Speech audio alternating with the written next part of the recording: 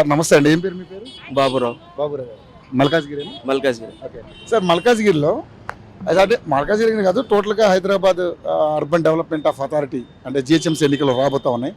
So ప్రధానంగా చూసుకుంటే ఇక్కడ కాంగ్రెస్, బీఆర్ఎస్, బీజేపీ అండ్ కవిత గారు కూడా ఒక పార్టీ పెట్టారు. అదేవిధంగా పవన్ కళ్యాణ్ కూడా ట్రై చేస్తూ ఉన్నారు. సో ఏంటి ఎలా ఉండబోతుంది ఈసారి మరి జిహెచ్ఎంసీ ఎన్నికల్లో? ఇక్కడ ఎందుకంటే డీలిమిటేషన్లో స్థానాలు కూడా పెరుగుతున్నాయి, అదేవిధంగా సీట్లు కూడా పెరుగుతున్నాయి. ఎలా ఉండబోతుంది అనుకుంటున్నారు? ఎవరికి అవకాశం? బీఆర్ఎస్కి ఉంటుంది. బీఆర్ఎస్ కారణం కారణం అంటే బీఆర్ఎస్ చేసిన పనులు ఉన్నాయి కదా, చాలా పనులు చేసింది బీఆర్ఎస్. 10 ఏళ్ళ గవర్నమెంట్లో ఇలా గ్రేటర్ హైదరాబాద్ చాలా డెవలప్ చేసింది. మరి లాస్ట్ టైం ఎందుకు ఓడిపోయింది? హైదరాబాద్ లో ఓడిపోలే, ఊళ్ళలో కొంతమంది పైసకు దానికి ఆశపడి ఓడిపోయారు తప్ప ఇంకో దాన్ని కాదు. కేసీఆర్ మీద కోపాన్ని కూడా కాదు, కాదు చాలా ప్రేమ ఉంది జనాలకు. మళ్ళీ బీఆర్ఎస్ వస్తుంది 100%. మరి ఇప్పుడు ఇక్కడ బీజేపీ కూడా లాస్ట్ టైం ఇక్కడ ఒక 48 సీట్లు గెలుచుకుంది హైదరాబాద్లో, ఏది జిహెచ్ఎంసీ ఎన్నికల్లో. మరి అంటే మేయర్ అవకాశం వచ్చేది వాళ్ళు జస్ట్ మిస్ అయిపోయింది వాళ్ళకి. మరి ఈసారి అటువంటి పరిస్థితులు ఏమి రాదు.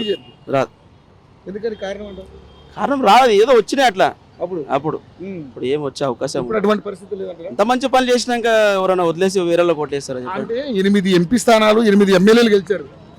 ఏమంటున్నా మీకు అదే కదా, అదే దుష్టం. మళ్ళా జరగనియరు జనాలు అట్లా. సార్ జరిగిపోయింది, మళ్ళీ జరిగేది కాదు కాదు. సార్ బీఆర్ఎస్ నమ్ముకొని ఓటేస్తారు, బీఆర్ఎస్ ని గెలిపిస్తారు 100% పక్కా.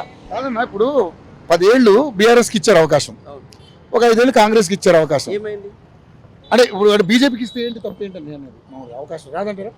బీఆర్ఎస్ ఉండేదాకైతే రాదు, ఇప్పుడు బీఆర్ఎస్ కి ఉంటుంది. సో 39 స్థానాలు హైదరాబాద్ సరౌండింగ్ లో ఓన్లీ బీఆర్ఎస్ కి వచ్చినాయి.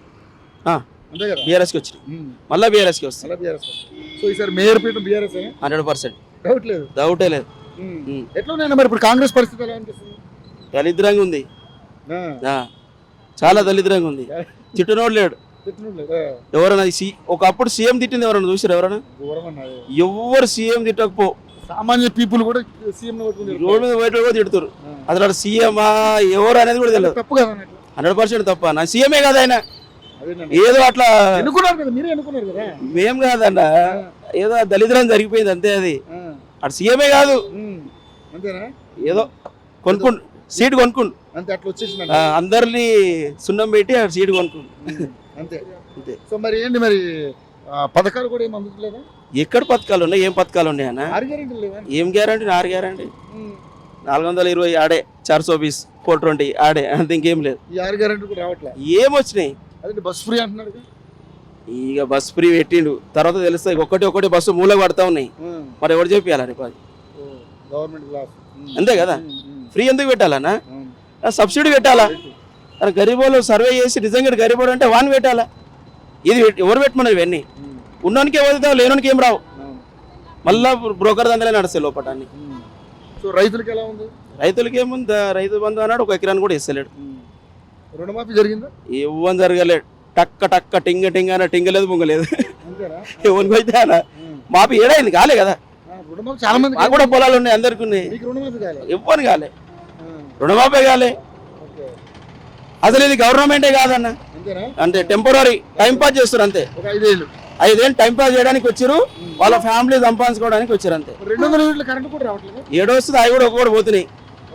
అవి కూడా కొంతమందికి వస్తే వస్తలేదు. గ్యాస్ సబ్సిడీ అంటే ఇంకా గ్యాస్ లో చనిపోయా చెప్పకండి, మళ్ళీ పెంచారు. ఇప్పుడు అది పెంచారు, సబ్సిడీ 500 ఏం లేదు.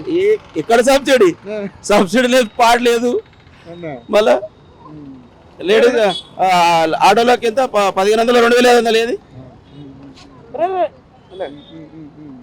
ఏది లేదన్న, అది గవర్నమెంటే కాదు. సో మరి ఇప్పుడు కొత్తగా ఎస్ఐఆర్ అంటే దొంగ ఓట్లు తీసే కార్యక్రమం జరుగుతుందన్న, దాన్ని ఏ విధంగా చూస్తారు? దొంగ ఓట్లు అంటే ఇది 2 ఓట్లు ఉండదు, 1 ఓట్లు ఉండాలని చెప్పి పెట్టిరన్న. సరే అది వాస్తవం, ఒకటే ఉండే మంచిది, అది ఒకటే ఉండాలి. కానీ దీనికి ఒకటి ప్రాసెస్ ఏం పెట్టారంటే 2002లో మీ ఫాదరో మీ గ్రాండ్ ఫాదరో ఓటేసి ఉండాలి అనుకుంటారు. ఇప్పుడు కొంతమంది ఏంది ఎన్నెన్నో బతకడానికి పోతారు, ఎక్కడెక్కడ ఓట్లు ఉన్నాయో తెలియదు వాళ్ళకి.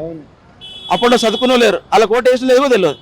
అది కొంచెం ప్రాబ్లం అవుతుంది, కొంచెం చాలా కష్టం. అది ఫామ్ నింపాలి, ఫోటో అంటించాలి, అది కూడా లెఫ్ట్ ఒకటి రైట్ ఒకటి, ఇటు ఫాదర్ నింపి ఇటు మనం నింపాలా, చాలా మ్యాక్సిమం అయితే ఓట్లు అయితే కట్ అయిపోతాయి అన్న. కట్ అయిపోతాయంటావా? మంచి పోతే దొంగ ఓట్లు పోతాయి. మంచి పోతే దొంగ ఓట్లు ఏడో పక్క పెట్టు, దొంగ ఓట్లు లింక్ ఉంటాయి కానీ మంచి మాత్రం కట్ అవుతాయి. ఇదేనా ఈ లెక్కలు చూస్తే? ఇంకేదో ఆధార్ కార్డు లింక్ పెట్టు. మరి ఏంటి నీ సజెషన్ ఏం చేస్తే బాగుంటుంది అనుకుంటున్నావు? నేనేమనుకుంటున్నానంటే ఒక Aadhaar card voter ID link పెట్టి ఒకటే జాగాలో ఉండేటట్టు ఒక జాగా కట్ చేపించేసి ఒకవేళ ఆయన కావాలనుకోండి ఒక అకౌంట్ తప్ప వేరే అప్లై చేసుకుంటాడు చేసుకుంటాడు ఆయన.